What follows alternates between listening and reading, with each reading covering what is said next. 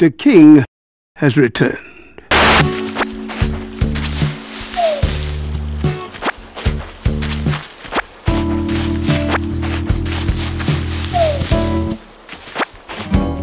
Greetings, this is Rev.Paul, and this is Studio Chojin Raw. You know, I go away for a couple of months and then the whole world goes to hell. It's fucking crazy. I don't know about you, but I'm kind of pissed off at Fist of the North Star and Mad Max for lying to me. We are living through the apocalypse and it is nothing like the one I was sold when I was a kid. Where are all the leather-bound bodybuilders fighting mutants on crudely constructed all-terrain vehicles? Have you seen any? Because I sure as hell haven't. What the fuck? I feel so fucking ripped off. Just like the last Star Wars trilogy, the apocalypse is shaping up to be a disappointment. Now, in all seriousness, I hope everyone is doing well out there, and I wish everybody nothing but good vibes, because right now, the times we're living through are certainly stressful times, to say the least. And with that said, I feel like it's my job here to be entertaining and to provide a distraction from all the craziness going on in real life. So, let's try to have some fun, and let me tell you about my plans for this channel and all the stupid things I've been working on. If you've been following me on social media, you may already know I've been working on a Fatal Fury video, and there's kind of an interesting backstory to that. Originally, I announced I was working on a Guyver video. I wanted the Guyver video to be the next big production after Bennett is Wrong Part 2. I wanted the video to include the Guyver manga, the Guyver OVA, the Guyver OVA series, the TV series, the Guyver live action films, the Guyver figures, and on top of that, I wanted the video to be held together with like these motion comic interstitials. The video was going to have all original art and all original music, so needless to say, it was going to be a lot of work and it was going to take me a lot of time to finish. I figured completing the video might take up to a year. Don't tell anyone, but Studio Chojin is a one-man operation. I do all the writing, editing, I draw all the artwork, I write and record the music, I do the voiceovers, I do everything. That's one of the reasons, in fact, it's the main reason it takes me so long to upload content. So knowing all that, I knew the Guyver video was going to take a while, and I didn't want to go a year without uploading anything. I figured I could work on smaller videos as I was working on the Guyver video. That way I could have things to upload in the meantime, and it would fill in the gaps in between the big releases. And at that point, I figured, okay, all I need to do right now is figure out what could I work on that would be quick and easy. And I always wanted to make a video talking about Fatal Fury because I love Fatal Fury. And I was like, okay, that should be good. I'll make a video talking about Fatal Fury the motion picture. It'll be quick, it'll be easy, and it'll be fun. But then I was like, I can't just talk about Fatal Fury the motion picture. I have to talk about the other movies too. Rather than just do a video talking about one movie, I'll do a video covering the whole Fatal Fury movie trilogy. And then I gave it more thought and I was like, you know, I can't make a video talking about the Fatal Fury anime trilogy without talking about the video games. I gotta talk about the video games and the way they sort of intersect with the movies. So now, the project that was supposed to be quick and easy has turned into a video that's covering 3 movies and 3 video games, and it's probably gonna take me a year to finish. Which brings me to where I am right now. The Guyver video is on hiatus, and the Fatal Fury video has become the next big Studio Chojin release. I've been working on it for a while, and so I figured the best thing to do at this point is to break the Fatal Fury video up into parts, and right now I'm working on part 1, and it should be done sometime during the summer. I'm also going to use the Fatal Fury video to launch a new show on my channel called Fighter's Edge. It'll talk about fighting games and anime based on fighting games. I feel like most of the discussion around fighting games online always center around game mechanics and what they're doing at EVO, so I thought it would be cool to do videos on fighting games that talk about the art style, the music, the characters, and the way the game tells its story. I think that's a conversation that's underrepresented, and you know, hopefully that's interesting to somebody. I still think it's a good idea to do smaller videos in between the bigger videos. I just need to do a better job of picking my topics and how I approach them. I also announced on Twitter I was going to be posting new videos and content every Friday for the rest of summer. Really what I should have written was new videos / content every Friday for the rest of summer. I'm not sure I could post a video every Friday. I'm gonna try. I really am gonna try, but I can't guarantee it's going to happen. What I can guarantee is I'll post some kind of content every Friday. So if I don't post a video, I'll post fan art or I'll post pages from the comic I'm working on. Because remember, Studio Chojin is multimedia. We don't just do reviews, we do original stuff too. In conjunction with the video projects I've been working on a comic book. It's sort of like Conan, but with big-tittied anime girls. I've been calling it Breast Gladiators. People keep telling me I need to change the title, but you know, until I can come up with something better, I'm sticking with Breast Gladiators. You know, I thought about calling it Moonlight Angel or Tale of the Thunderblade or something like Barbarian Babes from Beyond. You know, I don't know, like I keep coming back to Breast Gladiators. Like I don't know, it's a catchy title. If I send somebody a link to Tale of the Thunderblade or I sent them a link to Breast Gladiators, 9 times out of 10, I'm pretty sure they'd click on Breast Gladiators. I'm open to other title ideas, but until I can come up with something better, I'm sticking with Breast Gladiators. Keeping with the theme of big-tittied anime girls, I'm also launching a not safe for work Twitter account called Studio Chojin Up All Night. There's nothing on it at the moment, but that's where I want to post uncensored versions of my artwork. I'm also going to use the not safe for work Twitter account to promote my hentai reviews. That's right, I'm going to be doing hentai reviews. You see, there are a lot of people out there that want to take the anime discourse and bring it up, but I want to take the anime discourse and bring it down. I got the idea because I wanted to do a video on Urusuke Doji. And in case you didn't know, Urusuke Doji is like my favorite anime, it's my favorite manga of all time. So if I'm going to do a video talking about Urusuke Doji, it has to be like the greatest Urusuke Doji video that ever existed. And I can't make that video on YouTube, it's too restricting. I need a venue that's going to give me the leeway to do uncensored content. So what I ended up doing was I made a Studio Chojin Pornhub account. And it's live right now. If you go to Pornhub and search Studio Chojin, you will find it. And that is where I'm going to post the uncensored version of my Urusuke Doji video. And I figured, well, you know, since I have this account, I might as well use it, and why not post a series of hentai reviews? Because there's tons of stuff that's worth talking about. We can talk about the different Toshio Maeda adaptations like The Blue Girl, Adventure Kid, Demon Beast Invasion. We can do reviews on Angel of Darkness and Kite. There's tons of stuff out there that's worth talking about, but nobody does. They're either too highbrow to talk about that shit, or they're afraid of getting a content strike from YouTube. But fuck it, let's leave YouTube, let's do hentai reviews on Pornhub, and I think that'll be pretty cool. That's pretty much the plan for summer. New content every Friday, whether it be videos, fan art, or comic pages, the launch of the Not Safe for Work Studio Chojin Twitter account, and hentai reviews are all on the horizon. People have also been asking me if I was going to finish up my review of the Godzilla anime series, which is yes, we're going to finish up this summer. I'm going to do a review of Godzilla the Planet Eater, and finally, I'm going to be doing a lot more horror film reviews. Plenty of stuff to look forward to. Hopefully that stuff is interesting to you. If any of the stuff I said sounded weird to you and you subscribe to this channel and it's not what you signed up for and you're like, wow, this shit is too weird, there's no hard feelings. You could unsubscribe from me and you can go watch Mother's Basement. I'm happy to have you. I'm happy to have you here, and I want you to go on the weird journey with me. But if it's too fucking weird for you, I don't blame you. You can go someplace else. But this is what we do here. And so with all that said, let's get to questions from the audience. Once again, I want to thank everybody who sent in their questions and participated in the Q&A. I got a lot of really cool questions, so thanks for that. You guys are awesome. The first question comes via YouTube from Dark Knight Fan 75, who asks, what's the content you want to make the most? Also, are you a fan of Evangelion? And if so, will you make a response video on a certain individual who made 2 vids on it? Wink. The content I want to make the most is my original stuff. My comics, my animation, my music. That's the stuff I'm really passionate about. I sneak all that stuff into my videos to try to build an appetite for it. Hopefully you watch my videos and you become kind of interested in like the art that I do or the music that I play, and then you check out my original stuff. It would be cool if everybody who's watching this can go to my Twitter and follow me and then check out the original art that I do. Because like, look, I like making videos, but my artwork is the thing I'm more passionate about. Am I a fan of Evangelion? Yes, I'm a big fan of Evangelion. Evangelion came out when I was growing up.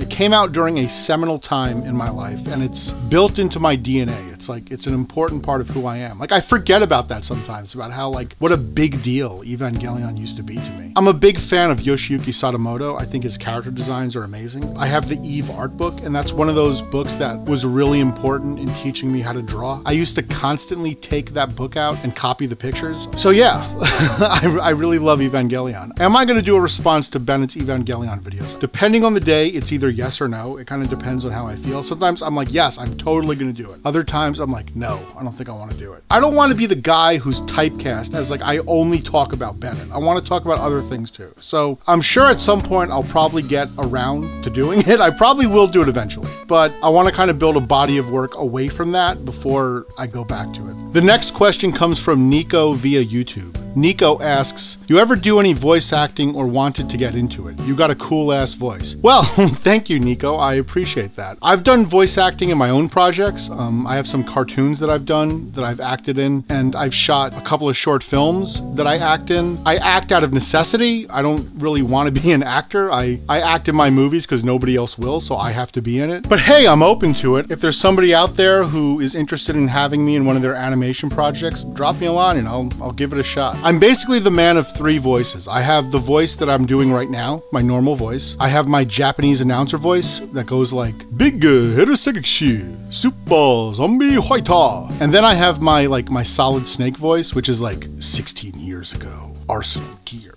And so if you have a project that could use one of those three voices, then I am the man for you. The next question comes from Ben Martin via YouTube, who asks, are you going to dump on Bennett some more? I love how in your Bennett is Wrong series, you not only make strong arguments against his views on the films, but you also provide a lot of your own analysis beyond just responding to him. I also like how oddly personal those videos feel as well. Thank you, Ben. I appreciate that. I kind of addressed some of this stuff earlier, but you brought up an interesting point there that I'm not just only responding to Bennett's arguments, but I'm doing my own analysis. That's kind of like a double-edged sword that I've had to weigh thinking about this. So take my Akira video, for example. The last 10 minutes of that video is my own analysis of Akira. But the problem is, the only people who are watching that video are people who are interested in hearing me respond to Bennett. People who want to hear about Akira but don't give a shit about Bennett aren't clicking on that video. So nobody is hearing my analysis aside from people who want to hear me shit on Bennett. On the one side, making responses to Bennett is cool because it brings attention to my channel since I don't have a very big channel. On the downside, I'm limiting myself to only people who want to hear me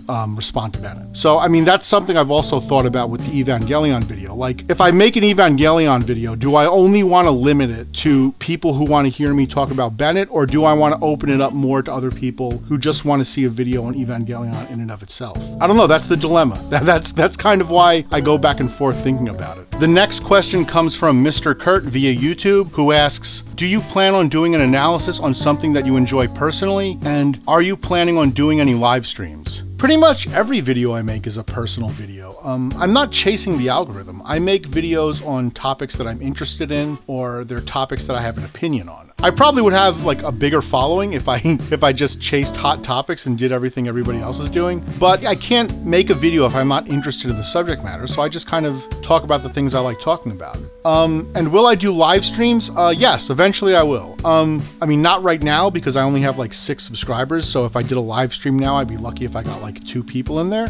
But maybe by uploading more over the summer, maybe the channel will grow, and then we could make, Studio Chojin Live a possibility. The next question comes from Hellrider via Twitter, who asks, when can we expect you to start working on those Vampire Hunter D vids? Are you interested in doing a video on the various Devilman adaptations? I think I'm going to work on the Vampire Hunter D videos sometime in the fall. Maybe you can tell from the way I was talking about the Fatal Fury video, but I can't do anything half-ass. I have to do everything with my whole ass. If I'm going to do videos on Vampire Hunter D, I can't just talk about the movies. We got to talk about the movies, we got to talk about the books, we got to talk about the manga adaptations, we got to talk about the video game, we got to go fucking balls deep on Vampire Hunter D, and I think I'll definitely have time in the fall to tackle those things. And yes, I'm definitely going to get to Devilman, I'm going to get to Violence Jack. I'm a big Go Nagai fan, and I have a lot of opinions on Devilman Crybaby, so we will definitely get to that stuff. The next question comes from Frollo Baggins via YouTube, who asks, this isn't directly related to anything in particular, and more so just a personal question, but have you read the Nausicaa manga by Hayao Miyazaki? It served as the admittedly loose source material for the film of the same name, though it's way better. Yes, I have read the Nausicaa manga. It's funny, people always complain about Akira being a bad adaptation of the manga, but really the same thing could be said about Nausicaa. I think the Nausicaa manga is 1,000+ pages, and the movie only adapts the first 200, and the Nausicaa manga is wildly different than the Nausicaa anime. The Nausicaa manga is grim. It is dark. It is very, very dark. It also goes into more detail about like Nausicaa's psychic powers. I think Kushana becomes the best character in the manga, and she was like really kind of underused in the anime. It's weird, in the anime they made Kushana like a cyborg. Like what the fuck was up with that? Like I get the feeling that was an idea Miyazaki had while he was planning the story for the Nausicaa manga. He planned that at some point Kushana was going to become a cyborg, and he probably made a big deal about it during the production of the anime. During the production meetings of the Nausicaa movie, he was probably like, we have to include Cyborg Kushana in this anime. The whole fucking manga is built around Cyborg Kushana. We have to put this in there. You don't understand how important it is to the Nausicaa story. Then when the movie came out and he saw Cyborg Kushana, he was probably like, yeah, that's probably a stupid idea. Oh, that reminds me, you know, this is what I get for not writing down notes and just doing this off the top of my head. I'm also going to be doing manga reviews. I feel like a lot of people don't really do manga reviews on YouTube, and I feel like that's something that really needs to be rectified. I think there's a lot of potential there. And so this summer, in addition to everything else I'm doing, I'm also going to be doing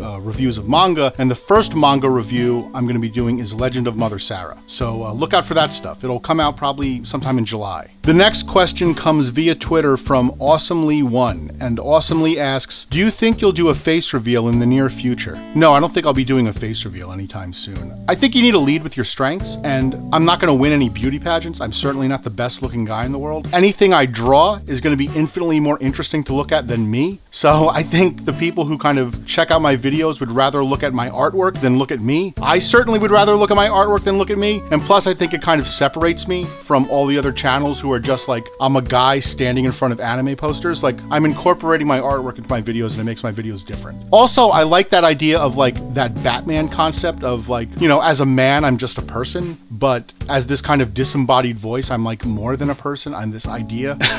I mean, also by not seeing me, I'm ageless. So like you never have to get depressed at the fact that I'm getting older. Like I look at Metallica now and they just look like a bunch of old men, and it really fucking bums me out. And even like, no disrespect to the angry video game nerd, but like his newer videos are getting kind of sad, where he's like this middle-aged, balding, angry video game nerd. It's like it's gone from like this, oh, he's this fun guy like hanging out reviewing video games in his basement, to like this is he's turning into a serial killer now.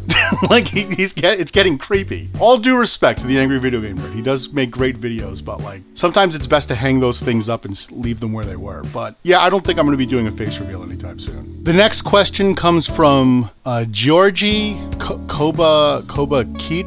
I can't say your name, dude. It comes from Georgie. The next question comes from Georgie, who asks, are you going to discuss literature? I suppose it depends on what you mean by literature. I don't think I'll be discussing Hemingway or Kerouac anytime soon. Even though I think I should. I am criminally uncultured, so I certainly should be reading more Hemingway and Kerouac. So look, maybe we will do that. I am a big horror fiction fan, so I'm a big fan of Stephen King. I'm a big fan of Clive Barker, Lovecraft. I'm a big Harlan Ellison fan. So, I mean, definitely in terms of like genre literature, I'll definitely do stuff like that. We're going to talk about the Vampire Hunter D books. So if that's kind of the literature you're interested in, yes, we'll definitely do stuff like that. The next question comes from Primal Prime via Twitter, who asks, will you ever do a review on Battle Angel Alita? Yeah, definitely. I love the Battle Angel series. I was kind of lukewarm on the movie. I thought the movie was fine. I think the problem I had with the movie was I expected more. I'm a big fan of Yukito Kishiro. I'm a big fan of Rob Rodriguez. I'm a big fan of James Cameron. So I was expecting a lot, and the movie was fine. I mean, I don't know how else to describe it. It was okay. It wasn't amazing. I think as a VFX exercise, it's incredible. It has hands down the best visual effects of the last 5 years or so. But as a story, it was kind of meh. There was the big feeling of been there, done that. But Yukito Kishiro, he kind of occupies that Evangelion space for me, where like there was a time in my life where I was obsessed with the artwork of Yukito Kishiro. I even named a character after Yukito Kishiro.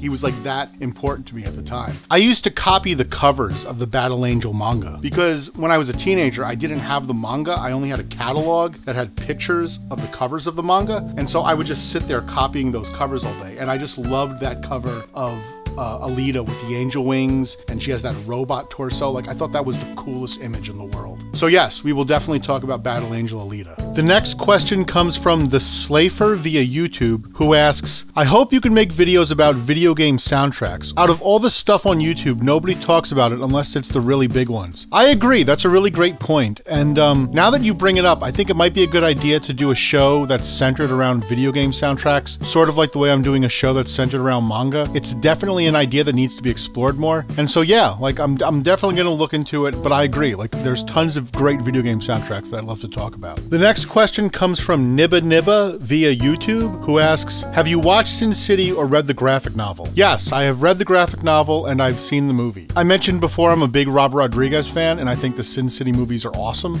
The short films that I made are actually heavily influenced by Sin City. I think Frank Miller is awesome when Frank Miller is doing Frank Miller stuff. I mean, The Dark Knight is cool, Daredevil is cool, Wolverine is cool, but Frank Miller to me is at his best when he has free reign and he could just be fucking crazy. A lot of people don't like, you know, modern Frank Miller. I still like him because he does crazy shit and it's always interesting. Frank Miller's crazy stuff is infinitely more interesting than any kind of like banal shit Marvel and DC is putting out right now. And the final question comes from Ben Martin via YouTube, who asks, has Bennett ever responded to your videos in any way, shape, or form? The answer to that is no. To my knowledge, Bennett has never publicly responded or said anything about my videos, which is fine. I'm not looking for attention. I'm not trying to start a beef with Bennett. I'm only trying to correct what I see as misinformation. There have been people who've asked me to reach out to Bennett and ask him to do a debate with me, and I always tell them no, I'm not interested in doing that. If I do that, it would kind of make me seem like I'm desperately trying to get attention and I'm trying to ride his coattails and I'm trying to goad him into this beef, and it's like, I don't want to do that. You know, he's saying things that I think are wrong and I'm just trying to correct the record. If he's interested in talking to me, I will talk to him. I'm open to talking to anybody, but I'm not looking to start any kind of bullshit with anybody, despite what some people may think. I mean, I should probably also say this. There are people out there who click on my video and maybe they don't watch the whole video, but they think I'm the opinion police. They think I'm one of these people who's like, no, you're objectively wrong. Your opinion is wrong and my opinion is right. And that's not the way I am at all. I'm a very live and let live kind of person. I respect everybody's opinion. The thing I do not like is dismissiveness. I don't like it when people are dismissive, and I don't like it when people try to act like they're smarter than they are when they're really fucking stupid. That's the thing that pisses me off. But in terms of like having an opinion about something or liking or not liking something, I don't give a shit. You could like or dislike anything you want, but if you're going to start telling other people you're stupid for liking this, or, you know, this is dumb and, you know, you shouldn't like it, or this is manipulative and this is why it's bad, when you start doing things like that, when you're spreading misinformation or lying to people, that's when I feel the need to jump in and correct the record. But yes, I think that concludes our Q&A. That concludes our channel update. Next Friday, I'll be uploading another video, same bat time, same bat channel, so be on the lookout for that. Once again, thank you to everybody who participated in the Q&A. I really appreciate it. It was awesome that you care about the shit that I'm doing here. And thank you to everybody who's listening to me drone on now. And I think this is a good place to wrap things up. So until we meet again.